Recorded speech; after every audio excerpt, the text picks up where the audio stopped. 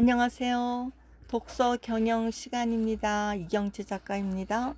오늘은 최광현의 가족의 두 얼굴 책을 나누겠습니다. 그 중에서 글쓰기로 내면 아이와 대화하기, 이런 챕터를 나누겠습니다.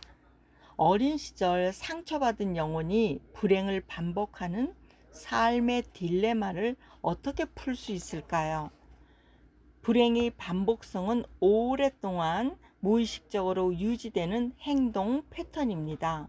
이러한 반복성은 우리 내면에 깊이 배어 있어서 마치 중독 상태처럼 바꾸기 어렵습니다. 불행의 패턴은 똑바로 바라보는 용기가 그 출발점이죠. 직면의 대상은 바로 어린 시절의 상처를 바라보는 용기가 필요합니다.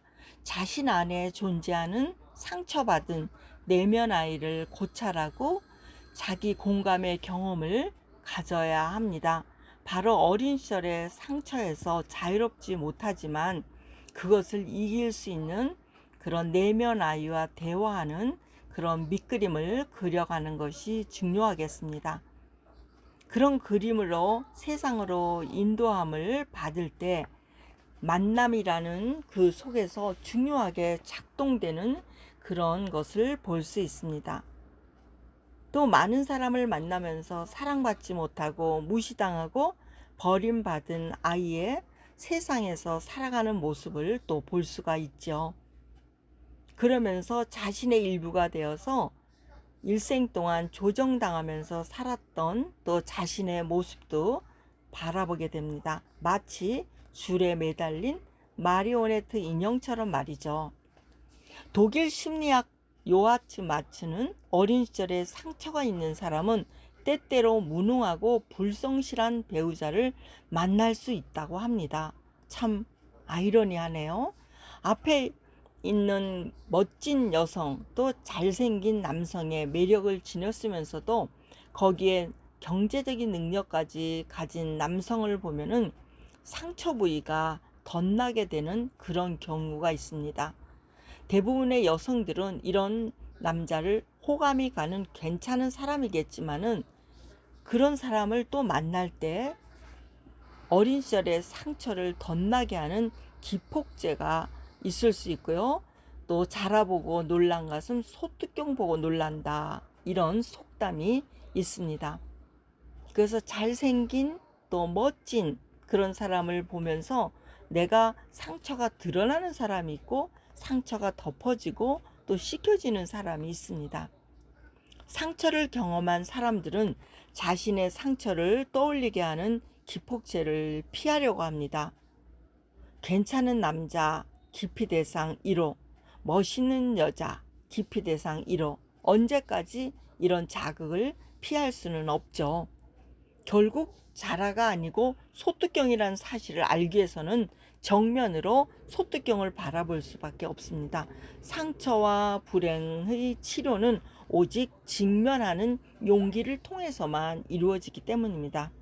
우리 안에 오랜 고통을 반복하는 과거에 상처받은 내면 아이가 있습니다. 어린 시절 탐색 작업을 통해서 어린 시절 나와 연결되어 있다면 이 내면 아이와 대화를 해보는 것입니다. 내면 아이는 과거의 상처와 압도당했던 그런 고통스러운 행동을 반복하게 하는 자아입니다. 이 상처받은 내면 아이가 불행의 반복성에서 벗어날 수 있도록 말을 걸어야 합니다.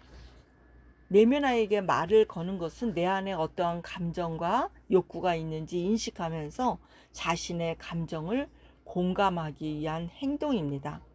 바로 내면 아이와 대화하기 위해서는 가장 효율적인 방법이 글쓰기입니다. 이것을 별표하는 것이 좋겠네요. 머릿속에다가 반복하고 생각하다 보면은 내면 아이의 현재 나와 분화가 잘 될 수 있는데, 글쓰기를 통해서 정리해 두면은 두 주체의 차이점을 더 명징하게 드러낼 수 있습니다. 성인이 된 내가 묻고 과거에 상처받은 아이가 대답을 하게 하는 것입니다.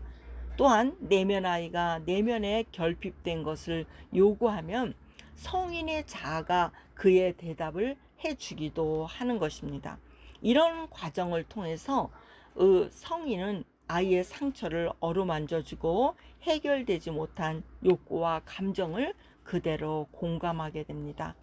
빈 의자에 앉아서 그 상대가 나의 어린 시절, 또 나의 상처받은 영혼을 생각하면서 그렇게 대화할 수 있는 내면 아이와 대화하는 방법을 글쓰기로 하는 것입니다. 지나간 과거는 돌이킬 수 없습니다. 어린 시절 받은 상처와 아픔을 돌이킬 수 없는 현실입니다. 상처를 부인하거나 억지로 만회하기 이전에 우선 내면 아이와 상처를 통해서 또 받은 것을 대화하고 수용하는 자신의 모습 그 자체가 긍정하는 것이 중요합니다. 과거의 불행을 해결하려고 무의식 중에 헛되이 애를 쓰면서 현재 상까지 불행에 빠지는 쳇바퀴에서 벗어나는 길이 여기에서부터 시작됩니다.